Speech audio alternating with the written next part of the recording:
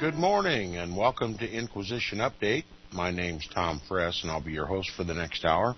You're listening to FirstAmendmentRadio.com. Thanks for FirstAmendmentRadio.com.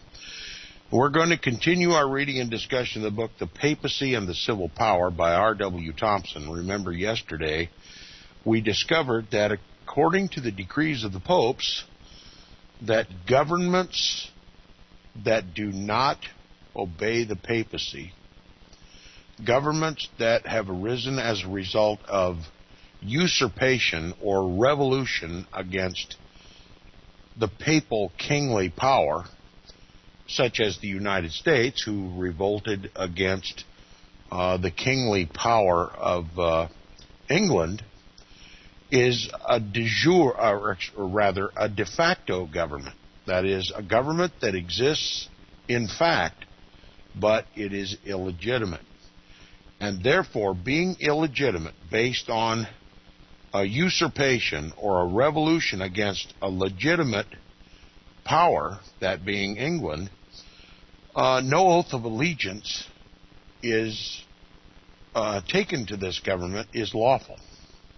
And they are no oaths at all. Rather, they are perjuries. And it is also bound up in Roman Catholic canon law that such governments, de facto, as the United States government, while it may exist for a time, is merely a usurpation of the rightful government, which is a papal monarchy. And that when such time arises or an opportunity presents itself, Romanists within the country, in concert with the papacy and whatever other foreign powers that the Pope can align, are to overthrow this illegitimate de facto government and install in its place a papal dictatorship. Very, very prudent is the efforts of the Vatican, knowing full well that until the opportunity presents itself and the successful replacement of the de facto government can be done safely, the Roman Catholic Church has to be very, very prudent in its behavior. And such as we find the Roman Catholic Church in this country today, although they've gained so much influence now in the country after Vatican Council II and the ecumenical movement, that they're being less prudent. They're obviously trying to take over the government and make this a quote-unquote Christian nation, which is not Christianity at all. It's Roman Catholicism. Now, we're on page 591 of the book. We ended yesterday at the beginning of the first full paragraph, but for continuity, I'll read a few sentences previous. It says, hence he reasons that as the original obligation of obedience to the old monarchies, the only form of government which he considers as known to the divine law, has not been impaired by these iniquities. In other words, these revolutions or these temporary setbacks, and he calls them consummated facts, which is talking about the de facto government of the United States, and cannot be impaired by the substitution of new and illegitimate allegiance for it, the papacy, as the representative and divinely appointed guardian of the monarchical power, has the legitimate right to sweep out of existence, whenever it shall become prudent to attempt it, everything that shall stand in the way of his original and primary obedience. And hence also the oath of allegiance to the United States with those who accept the doctrine of papal infallibility has no other than a temporary binding force, because being illegitimate and unjust, it is perjury and no oath at all. So as long as the government of the United States carries the definition, the papal definition of de facto, no oath is binding upon a Roman Catholic in the country. As a matter of fact, the papacy goes one further, and we'll get into this later in the chapter. That oath isn't binding to anybody, Catholic or not. because the Pope rules supreme over every man, woman, and child on the planet, whether he be Roman Catholic or a heretic. The Pope's jurisdiction cannot be limited just to Catholics. If he is indeed, as he claims, the divine right ruler of the earth and Christ's vicar on earth, he will tolerate no restriction to his jurisdiction. And that doesn't mean just geographical jurisdictions, but human jurisdictions. Now, we'll continue where we left off yesterday, the first full paragraph on page 591. Thus always reasons the papal monarchist, who invariably argues so as to make everything center in the proposition that the bulk of mankind are fit only to be governed, not to govern. He and the political monarchists start from this standpoint. They do not differ in their process of reasoning, except in this, that the former never fails to concentrate everything in the papacy as the legitimate source of all power, because it is the only authorized interpreter of the divine law. That is, the papacy is the only authorized interpreter of the divine law to which all mankind must become subject, and is sufficiently comprehensive to include the temporal and the civil power, as the greater includes the lesser. I mean, R.W. Thompson finds so many artistic ways to describe the all-encompassing power of these popes. And these aren't just blind assertions. These are written directly in Roman Catholic canon law. This is not anti-Catholic bigotry. This is simply Rome speaking for herself through her own canon laws. Now it says, those who defend the claim of papal supremacy in this sense see, or pretend to see, in the discovery of America by Christopher Columbus, the act of God, consummated only through the instrumentality of the Roman Catholic Church, specially chosen for that purpose.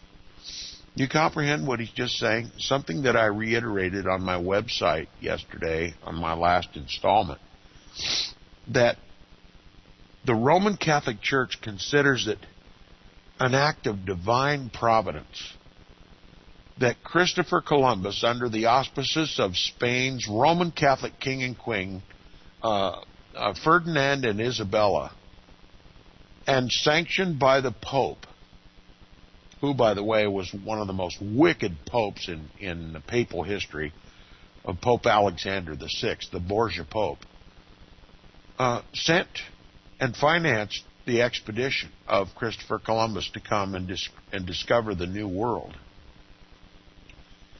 And since he founded, or discovered, quote-unquote, the New World, it was just a perfect demonstration of how God upholds and supports and defends and sanctions and blesses the Holy Roman Catholic Church and its Pope.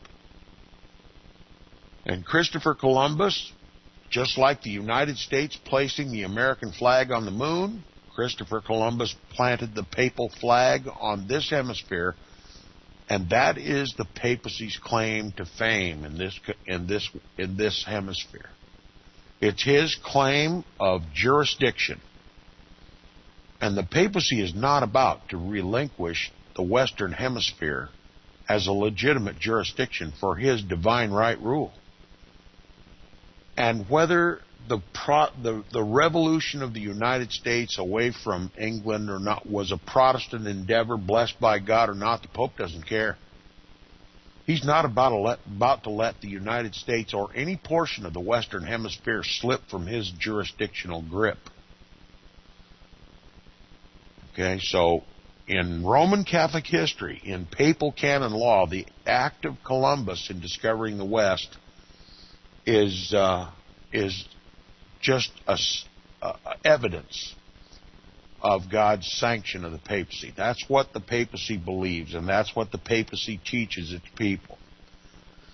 He says, those who defend the claim of papal supremacy in this sense see, or pretend to see, in the discovery of America by Columbus, the act of God consummated only through the instrumentality of the Roman Catholic Church, specially chosen for that purpose. The Roman Catholic Church, specially chosen by God for the purpose of discovering the United States of America and imposing his jurisdiction. And you know what else the Roman Catholic Church brags about? That the discovery of this hemisphere providentially came at a time that allowed it to prepare for and to repay the papacy for the jurisdiction that it lost during the Protestant Reformation in the 16th century. That's how the Roman Catholic Church views the discovery of the Western Hemisphere, that it was God's way of repaying the papacy for the rebellion that was brought about in Europe by the Protestant Reformation. Again, a claim that God sanctions the papacy and protects and preserves the papacy and the Roman Catholic Church. Now, they have always considered this fact as having conferred jurisdiction upon the Pope to govern the new continent in whatsoever concerns the faith and the divine law, including necessarily, in their view, such direction of temporal affairs as required to make them conform to that law. In other words, the Pope, at that instant, when Christopher Columbus slammed the papal flag into the ground, the Pope was both the priest and the king of this hemisphere. The priest and the king. He, being Antichrist, also claims to be, like Christ, a priest and a king. He is all-powerful over spiritual things and all-powerful over temporal things. And no matter what government arises in this Western Hemisphere, if it deviates from the papal dictation, it may be borne with only until such time that it can be overthrown, as prudence dictates. Now it says, these ideas, somewhat remitted heretofore from necessity and prudence, have acquired additional strength from the dogma of papal infallibility. Okay, when you add the divine characteristic of infallibility to the Pope, it makes him even more of a god than he would have been had he not been declared infallible and divine. And so it just adds strength to the claim. Papal infallibility only adds strength to the claim that the Pope is the supreme and unchallengeable power in the world, and particularly the Western Hemisphere is what we're talking about right now. He says, they are now avowed with great emphasis and vehemence by the ultramontane authorities at Rome. For people who've never heard that word defined, ultramontane just simply means the ultra-conservative Roman Catholic power that insists that the papacy is the god of this world. Full stop. Okay, the ultramontane, whenever you hear the word ultramontane, such a word is used to describe the Jesuits and other of the extreme papists' doctrines in the world, is described as ultramontane. Whenever you hear that word, you're talking about the most radical papists in the world. He says, they are now avowed with great emphasis and vehemence by the ultramontane authorities at Rome, who are seemingly the more pertinacious in their advocacy in proportion to the resistance of them by the progressive nations, that is, by the Protestant nations. And it says, a new life of Columbus has lately appeared, a book about the life of Christopher Columbus. It was written in French by Delorc, but has been translated and published in this country. Anyone who will carefully read this book will see that one design of it is the inculcation of the idea of papal supremacy in America. Speaking of the preparation of Columbus for his work of discovery, by penance, prayer, and the meditation of divine things, the author says this, quote, his expedition takes the religious character of its origin and object. He gives the name of the Blessed Virgin to his ship and hoists the cross in her. He departs on a Friday and commands the sails to be unfurled in the name of Jesus Christ.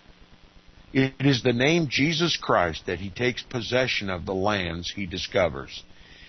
It is to honor the Redeemer that he erects crosses everywhere he lands, unquote. Okay? Stamping the papal flag on every piece of terra firma that he sets foot on in this hemisphere. He is described not only as the first who carried the cross to the New World, but as, quote, the herald of Catholicity and the tacit mandatory of the papacy, unquote. It is said that, quote, he presents the Holy See with an opportunity or occasion of showing the spirit of infallible sagacity that perpetually inspires the church, etc. Events are recited to establish for him, quote, the character of apostolic legate, with which he showed himself invested in his acts by his pretensions, unquote. It is declared that, quote, evidently God chose Christopher Columbus as a messenger of salvation, unquote. And treating the discovery of America as a fact accomplished in accordance with the divine decree, it is said that by means of it, he, quote, enlarges the known surface of the earth, brings nations, as it were, nearer each other, and expands the domain of the Catholic Church, unquote. So there you have it. This author in this book treats Christopher Columbus as a papal legate assigned with the purpose of extending the jurisdiction of the papacy and the Roman Catholic Church. So that's how the papacy views the discovery of this hemisphere by Christopher Columbus, an extension of the divine right to rule by the Pope. And it says he is called a saint even without canonization because, quote, as a hero of the gospel, unquote, and a, quote, great servant of the church, and messenger of the cross is found as regards history in him. And finally, in assigning the discovery of, quote, the infallible wisdom of the church, unquote, he sums up by saying that, quote, the history of Columbus contains the glorification of the Catholic Church. It shows the spirit of light which always guides the papacy in the government of intelligence, unquote, which assigns all the honor and glory of the discovery to the papacy alone and treats the agency of Ferdinand and Isabella of Spain as merely secondary to it. So there you have it. The papacy by Christopher Columbus claims divine right rule of the Western Hemisphere. And just the point that I want to make is, you know, we've all been taught about the Puritans and how they came to this country fleeing Roman Catholic tyranny and persecution and burnings at the stake and the Inquisition and all the tortures and confiscation of their property and the stealing of their children to be raised up in Roman Catholic nunneries and just intolerable tyranny and persecution, that they fled Europe and came to this country to have religious liberty, but Rome had already claimed the place. Rome had already taken steps that she was going to control this hemisphere, lock, stock, and barrel, and not to be challenged by any temporary setbacks by Puritans or Protestants, heretics all, to be overthrown whenever the opportunity presents itself by divine right.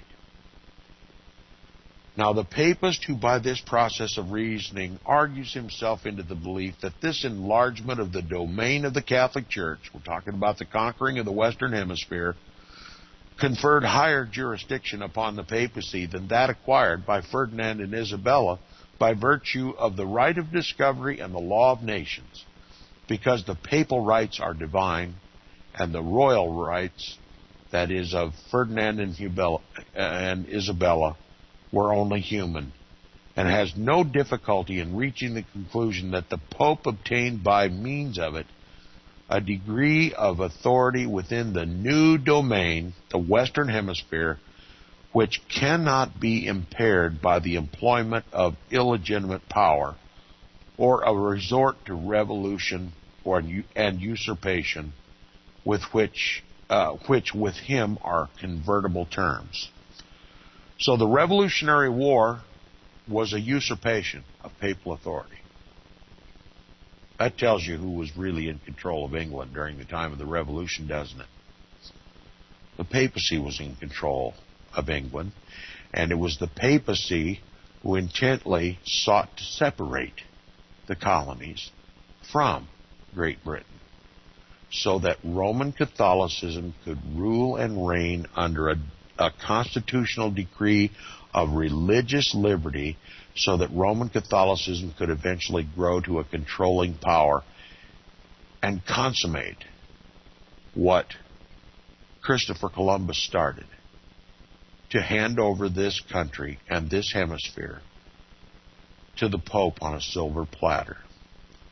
That's the New World Order. Remember, during the colonial period, the Catholics represented about 1% of the population.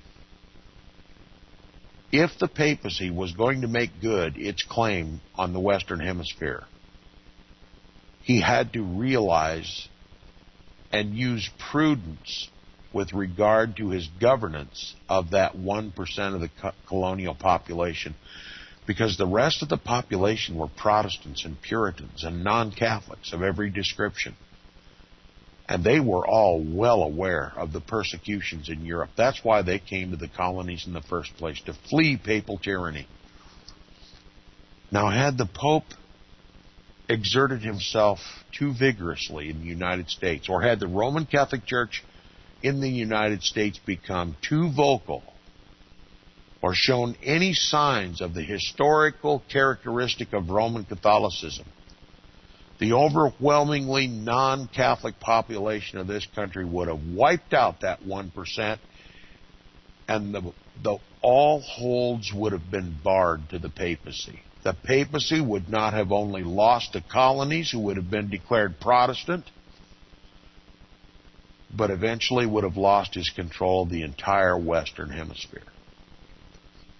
Prudence, extreme prudence, was used by the papacy at the behest of the Jesuit priest John Carroll, the first bishop of the United States of America, at a time when the Jesuit order had been suppressed by a papal bull, wrote a letter to the Pope admonishing him to stay off, to remain quiet and allow the Roman Catholic Church to govern itself and to establish its own bishops until such time as they could take over the country for the Pope.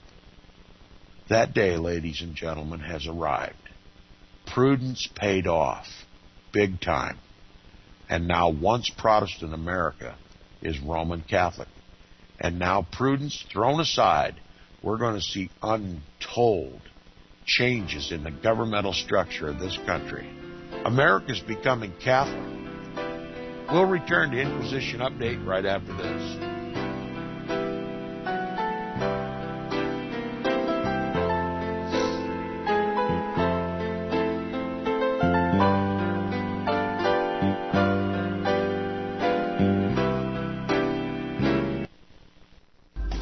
Years ahead of the dominant media, FirstAmendmentRadio.com and FirstAmendmentRadio.net.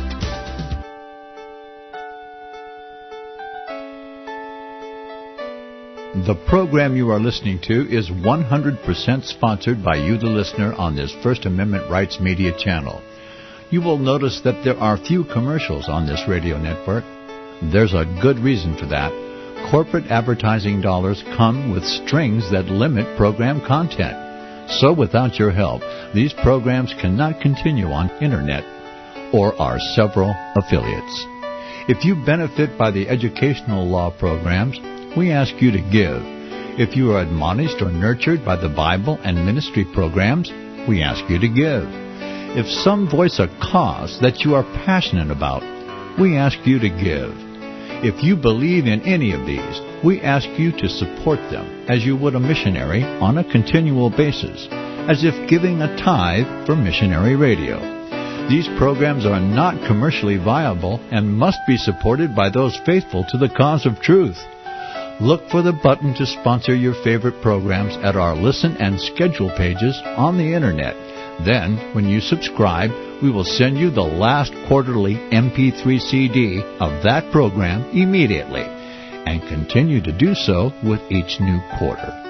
We will also give you unlimited archive access to all of our programs. We're asking you to give much less than a tithe, so that you may also send support directly to a particular program host, cause, and anywhere else the Spirit may lead you. Do all to the glory of our God and Creator, for His holy nation, the only kingdom that will last forever. Thank you for listening.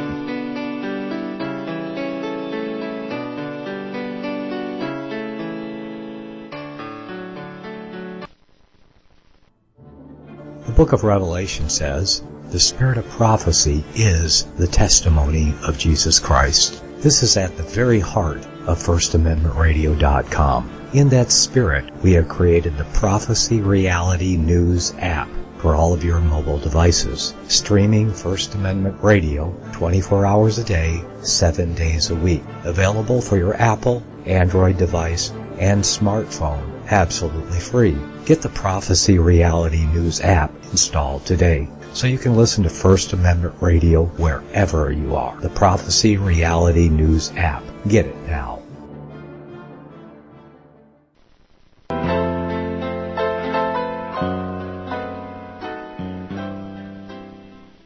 Okay, welcome back to the second half of Inquisition Update on First Amendment Radio.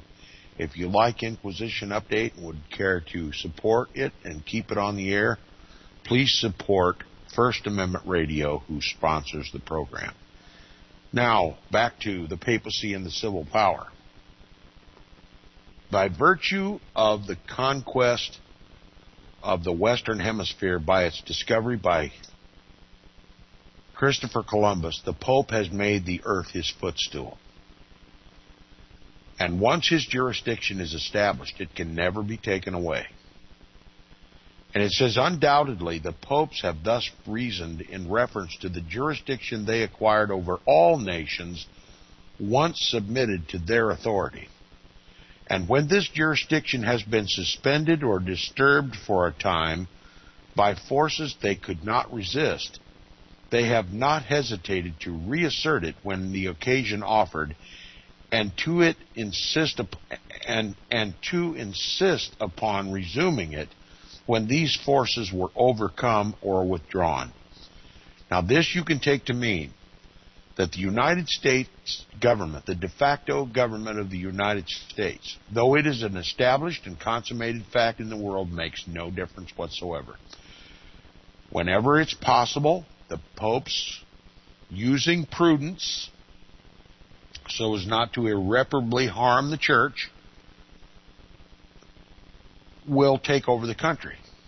This is the assessment of R.W. Thompson, that if this government ever falls, it will fall at the hands of an internal power, and that power is the Roman Catholic Church. He says they have maintained that neither time nor circumstances of whatever nature could operate in bar or limitation of their right, for the reason that it is derived from God, and that therefore everything in conflict with it is wrong and usurpation. They have never been known to abandon any jurisdiction, and the rights arising out of it, exercised by them over any nation, however remote may have been the period of its exercise. In the case of Great Britain, for example, their theory supports and in their view justifies the claim that as Gregory I introduced the Roman faith there, and the early Saxon kings became converts to it and submitted to the jurisdiction of the Pope, and other kings did the same thing, especially John, who consented to hold the crown and the country in fief to the Pope. Therefore, they acquired a spiritual supremacy there, which, whatsoever consummated facts may have since transpired, has lost none of its original validity or legitimacy. They do not acknowledge that the statute of limitations or any analogous principle of the law of nations can run against the papal rights over either nations or individuals, because they have the stamp of the divine sanction.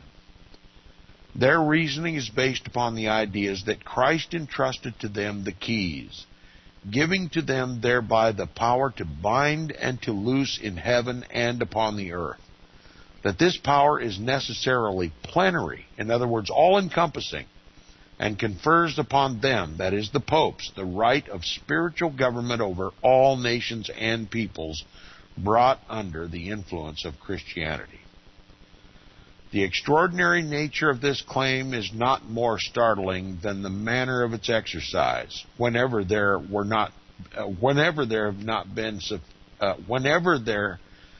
have not been sufficient means to compel it.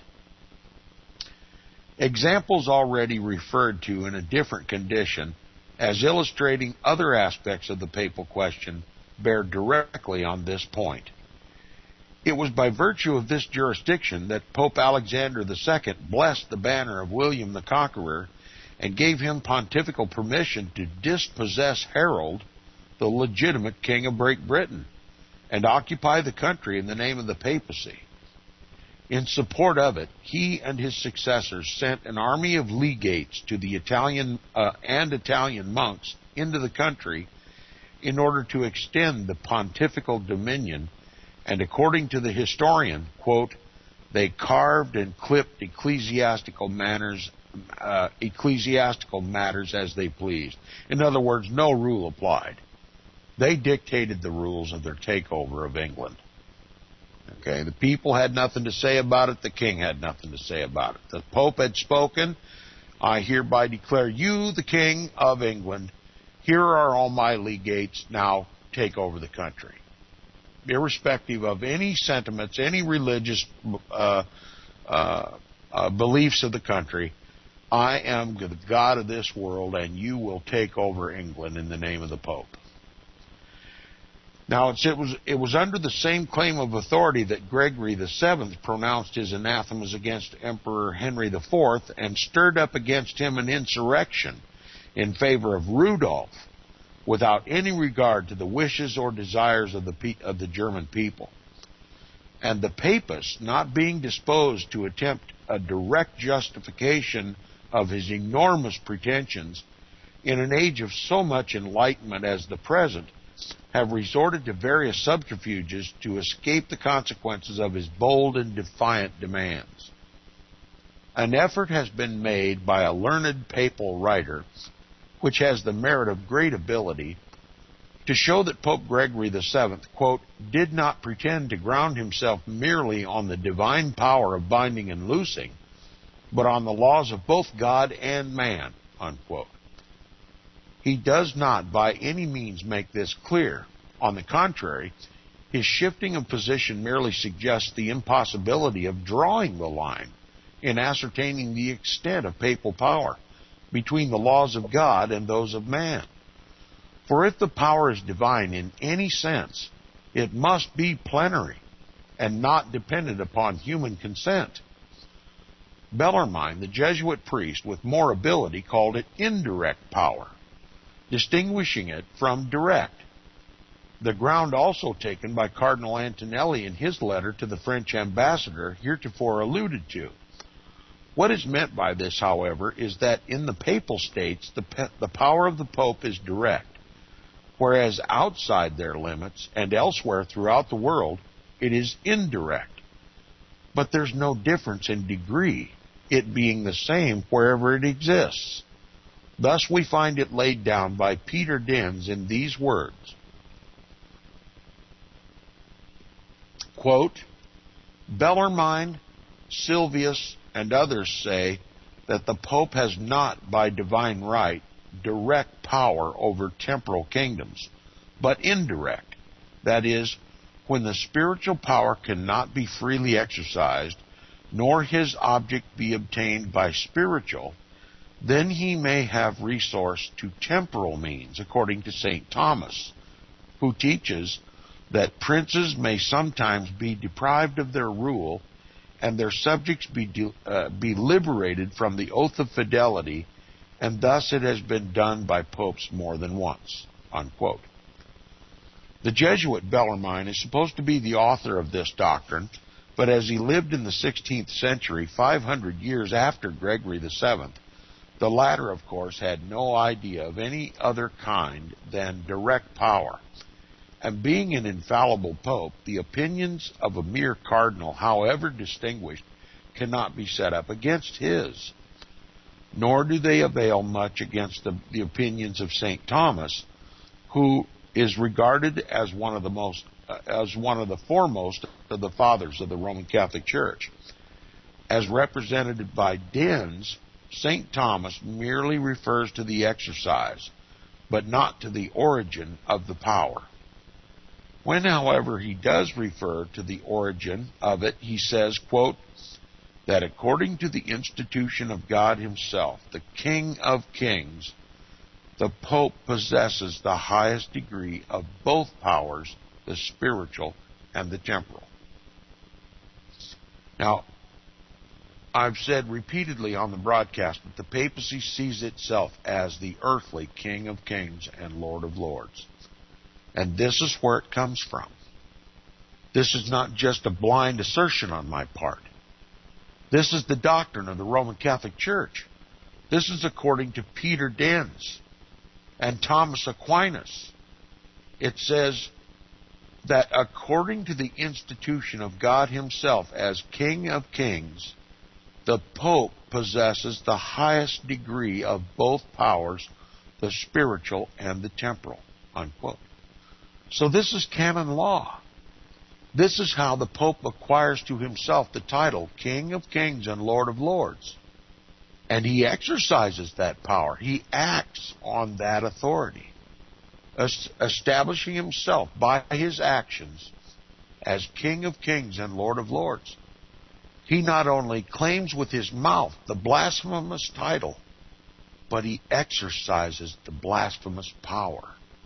And it says, and Cardinal Dostia, however you care to pronounce it, makes a more practical application of the doctrine when he asserts that, quote, since the coming of Jesus Christ, all the dominion of infidel princes was transferred to the Church and is vested in the Pope as the vicar of Jesus Christ, the King of Kings. Whence he infers that the Pope can, by his own authority, grant the kingdoms of infidel princes to any of the faithful whom he may think proper to select, unquote. See, not only does he claim to be King of Kings and Lord of Lords, he acts on his blasphemy. And it says, but although Thomas Aquinas sustains the direct and Bellarmine the indirect power, they agree in its application according to the principle laid down by Dostia. In justifying Popes Gregory III, Stephen III, and Leo III in seizing upon a number of Italian provinces after the emperors of the East had separated from the Roman Church and united with the Eastern Christians, thus becoming heretics, they both, quote, maintain that the Church and the Pope could have declared the pagan emperors of Rome, and especially Julian, deposed from the empire and their subjects absolved from all obligation toward them, if such a declaration had been consistent with prudence, unquote. So, you see, the Pope leaves no limit to his jurisdiction over kings past, present, and future. Is this not Antichrist? Should we look for an Antichrist in the future when the real Antichrist has been on the earth all the time? It says the fact is this theory of indirect power is an afterthought. It had no existence in the minds of ambitious popes who laid the foundation of papal power and under whose administration that power was made to overshadow the world. With them, Gregory VII, Innocent III, Adrian IV, Boniface VIII, and all the rest, the pontifical power was direct, full, plenary, omnipotent, derived immediately from God. They denied that it was in any sense indebted to human grants or concessions, or that it could be enlarged or diminished by them. When, however, Protestantism began its work, and the papacy reeled and tottered under the blows of the great reformers, it required the genius and ability of Bellarmine to conceive and promulgate the idea of indirect power, so that the assailants of the direct power might be answered with an argument that was at least plausible. It is said that he was driven to the theory of indirect power by the desire of vindicating the popes and the clergy of the Middle Ages against the attacks of Protestants and of the more ancient heretics, and that he believed that he struck the middle and more proper course between the excesses of heresy and the opinion of the direct power, which he considered to be manifestly extravagant, unquote. In other words, the papacy, claiming the divine right of power, the divine right of God to rule the world, arrogating to himself God's title, God's power, and God's jurisdiction, had to come up with a way of explaining how this infallible, divine, omnipotent, and omniscient Pope could have lost during the Protestant Reformation. And it simply says he didn't lose anything. He may have lost his direct power, but that simply reverts to the indirect power. You see how Rome plays the game? Unwilling to admit defeat. But this act of adopting this doctrine of the indirect power is simply a way to explain away the Pope's failure, his human status, his infinitely wicked status, his Antichrist status in the world. You see, he really doesn't have any power at all in the world. If the whole world just simply walked away from the papacy and quit obeying his stupid laws, and quit believing him to be anything but a man that sits on a pot like you and I, the world would be rid of it. And the Pope would simply die for lack of a supporter. And that's literally what took place during the Protestant Reformation. The knowledge that the Pope was the biblical and historical and prophetic Antichrist, and that with that knowledge the whole Roman Catholic Church started marching out the door in protest, and all the kings of the earth accepted the Protestant theory, took back all the lands that they had held in captivity to the Pope, restored the produce of all that land to the people of the countries in which they lived. The papacy was about to die for a lack of support. See, it's already been demonstrated in history how to destroy the papacy. That the world could just come to its senses and comprehend the biblical prophetic teaching as written in the King James Version of the Bible. There can be no other candidate for papacy anywhere in world history than the papacy. There can be no other Antichrist. It is, was, and always will be the papacy. That is the historicist view of Bible prophecy. That you can't detect Antichrist unless you see his fulfillment in history, and all you have to do is study history. That's why I'm reading this book. History leaves no other candidate for Antichrist than the papacy. The Protestant reformers realized this. That's why they left the Roman Catholic Church. That's why they proclaimed Christ their true king.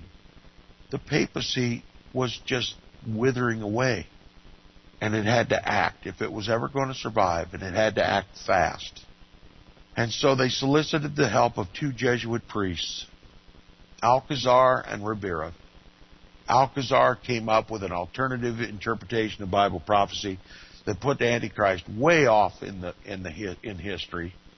It had to be one of the Caesars of Rome, Nero, and he was overthrown by the Roman Catholic Church, they say, and the Roman Catholic Church and the Pope became the Christ. Okay? Well, that didn't sway enough people, so they came up with the most popular form of explaining away the knowledge of Protestantism.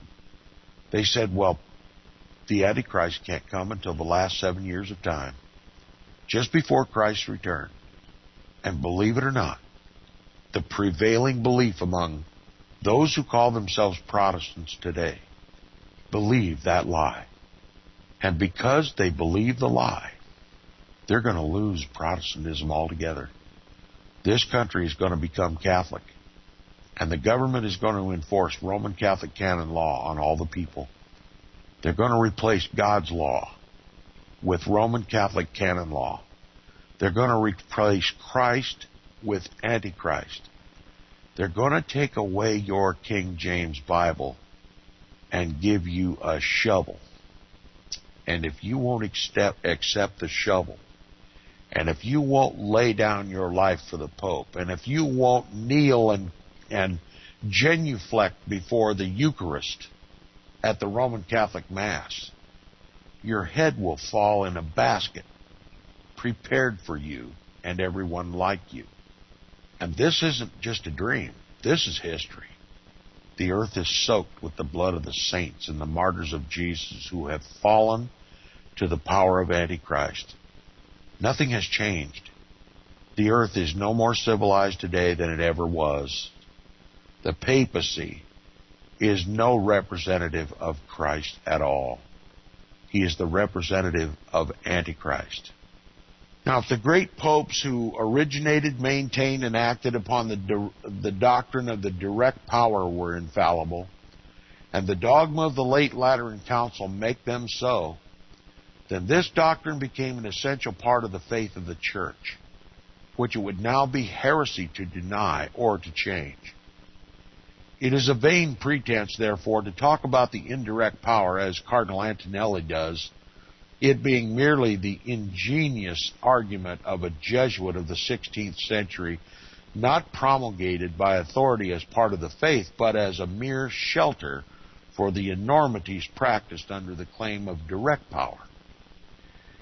If it be the faith of the Church, if it be that the faith of the Church is immutable, in other words, unchangeable, and the popes all infallible and incapable of error, then the doctrine of the indirect power is heresy. Or if the promulgation of it from the Vatican, under the official auspices of the present Pope, that is Pope Pius IX, makes it a necessary part of the faith at this time, then the popes who maintained the direct power were heretics. In other words, R.W. Thompson's saying, you can't have it both ways, Pope. It says, let the papist take either horn of the dilemma, and his theory falls to the ground as utterly untenable, alike opposed to the divine and human law and the best interests of mankind. It is apparent, therefore, that Gregory VII did not pretend to shelter himself behind any indirection, and that in asserting his primacy and supremacy he required it to be recognized as part of the faith, that the power of the Pope over both spirituals and temporals was derived directly from God and was not susceptible to any human limitation. This is the fair and only import of his language, previously quoted, and of all the official acts when dealing with the European kings. Even in dealing with King Philip, King of France, the favorite son of the Church, he forbade him lay investiture and addressed a letter to the French bishop declaring that if they did not obey him, the Pope, and not the king, to whom by the law of France they owed allegiance, quote, he would, with God's help, use every means to wrest the kingdom of France from his hands, unquote. That's direct power.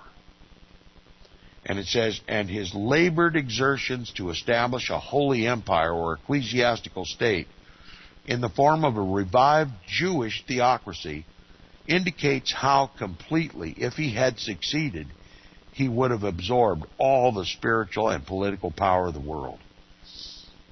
And trust me, ladies and gentlemen, that's what the New World Order is, the absorption of all spiritual and all political power in the world into the breast of the papacy. And it says, nor did Adrian IV, Innocent III, or Boniface VIII, up to the beginning of the 14th century, pretend to rest this supremacy upon any other ground than that asserted by Gregory VII. The blight of the Middle Ages was resting upon the world during their pontificates, and there was no necessity for moderation or disguise. Reason was not then free to expose or to combat their errors or usurpations. There was no free thought or free speech or free press in those days. Protestantism was not then born. The iron weight of the papacy rested upon all the nations, and even kings so crouched at the feet of these great pontiffs as to cause Dante to exclaim, how many now hold themselves mighty kings, who here like swine shall wallow in the mire, leaving behind them horrible dispraise. That's a declaration of Antichrist, isn't it? Dante was right. Protestantism has lost its way. They can no longer call themselves Protestants. I'll see you tomorrow on Inquisition Update. Visit crosstheborder.org, CROSS, crosstheborder.org, to get your print, EPUB, or PDF version of the book, The Rapture Will Be Canceled. That's crosstheborder.org. I know you all want answers, and believe me, so do I, and I'll do my best to get them. Despite Nicolas Cage's promise to do his best to get left behind rapture answers for us, don't hold your breath. Not everyone believes Left Behind is true prophecy. Some may even regard as conspiratorial the mainstream re-release of the Left Behind movie with actor Nicolas Cage portraying the main character as an attempt to further reinforce in the minds of all this perception of false prophecy, in order to condition the masses for the play about to begin. If you want true Bible prophecy answers, get the book, The Rapture Will Be Canceled. The author exposes the Latin rapture origin, the 7-year tribulation deception, true Bible revelation of Daniel's 70 weeks, the abomination of desolation, the restrainer, America in the Revelation, the image of the beast and the mark of the beast, and the truth about God's chosen people, and so much more about Bible prophecy. This book will shatter the Left Behind paradigm of future events. Get the book, The Rapture Will Be Canceled. Visit crosstheborder.org, CROSS, crosstheborder.org, to get your print, EPUB, or PDF version of the book, The Rapture Will Be Canceled. That's crosstheborder.org.